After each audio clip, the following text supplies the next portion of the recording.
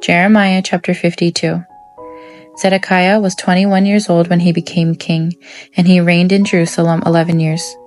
His mother was Hamutal, the daughter of Jeremiah from Libnah. But Zedekiah did what was evil in the Lord's sight, just as Jehoiakim had done. These things happened because of the Lord's anger against the people of Jerusalem and Judah, until he finally banished them from his presence and sent them into exile. Zedekiah rebelled against the king of Babylon. So on January 15, during the 9th year of Zedekiah's reign, King Nebuchadnezzar of Babylon led his entire army against Jerusalem. They surrounded the city and built siege ramps against its walls. Jerusalem was kept under siege until the 11th year of King Zedekiah's reign. By July 18, in the 11th year of Zedekiah's reign, the famine in the city had become very severe, and the last of the food was entirely gone. Then a section of the city wall was broken down, and all the soldiers fled.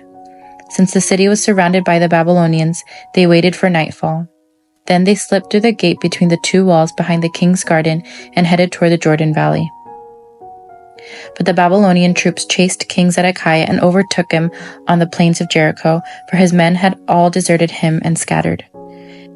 They captured the king and took him to the king of Babylon at Riblah in the land of Hamath. There the king of Babylon pronounced judgment upon Zedekiah. The king of Babylon made Zedekiah watch as he slaughtered his sons. He also slaughtered all the officials of Judah at Riblah. Then he gouged out Zedekiah's eyes and bound him in bronze chains, and the king of Babylon led him away to Babylon. Zedekiah remained there in prison until the day of his death. On August 17 of that year, which was the 19th year of King Nebuchadnezzar's reign, Nebuzaradan, the captain of the guard and an official of the Babylonian king, arrived in Jerusalem. He burned down the temple of the Lord, the royal palace, and all the houses of Jerusalem. He destroyed all the important buildings in the city.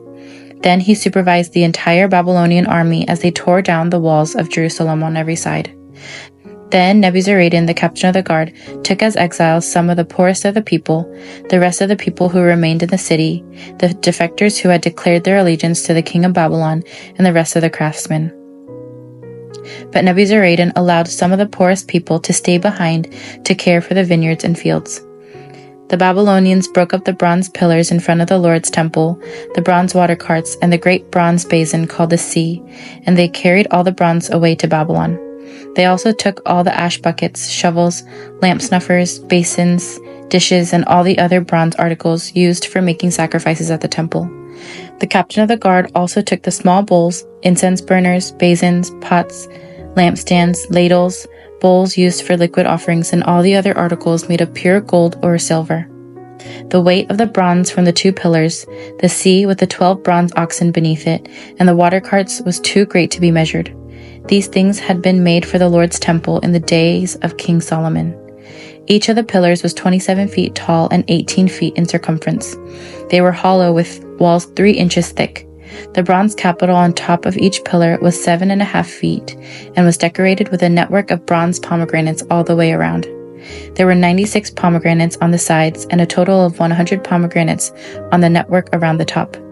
Nebuzaradan, the captain of the guard, took with him as prisoners Seraiah the high priest, Zephaniah the priest of the 2nd rank, and the 3 chief gatekeepers.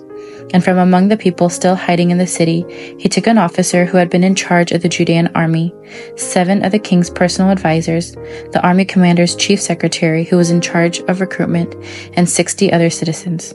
Nebuzaradan, the captain of the guard, took them all to the king of Babylon at Riblah.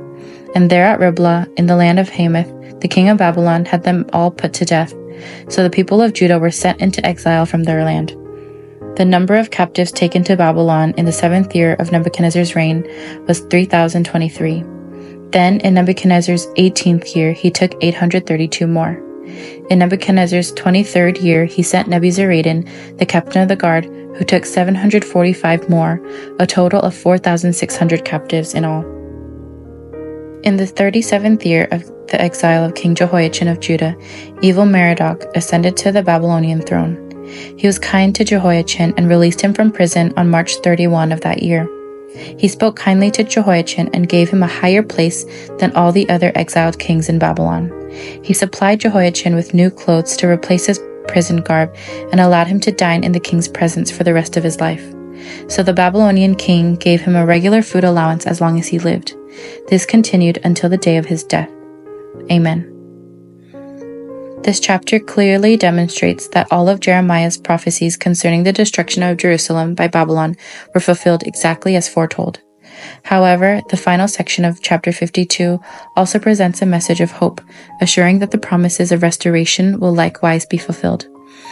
The story of the restoration of King Jehoiachin of Judah, verses 31 to 34, marks the beginning of the larger narrative of Israel's future restoration.